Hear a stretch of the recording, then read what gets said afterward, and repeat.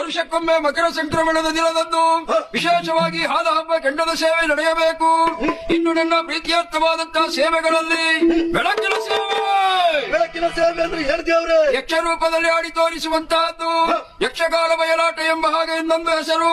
ಯಾರು ಯಾವುದೇ ಕಾಲದಲ್ಲಿ ಮಕ್ಕಳಿಲ್ಲದೆ ಇದ್ದವರು, ಮನೆವಾರತೆ ವಿಚಾರದಲ್ಲಿ ಕಷ್ಟಕ್ಕೆ ತುತ್ತಾದವರು, ವ್ಯವಹಾರದಲ್ಲಿ ನಷ್ಟ ಹೊಂದಿದವರು ನನ್ನ ಪ್ರೀತಿಯರ್ಥವಾದಂತಹ ಬೆಳಕಿನ ಸೇವೆಯ ಹರಕೆ ಹೇಳಿಕೊಂಡರೆ ಬರುವ ಗಂಡಾಂತರವೆಲ್ಲವೂ ದೂರವಾಗುತ್ತದೆ, ಕಷ್ಟ ನಿವಾರಣೆ ಆಯಿತು ಎಂಬಲ್ಲಿಗೆ ನನ್ನ ಇಷ್ಟದ ಬೆಳಕಿನ ಸೇವೆಯ ನೆನಪು ಬಿಟ್ಟರೆ ಬರುವುದು ತೊಂದರೆ.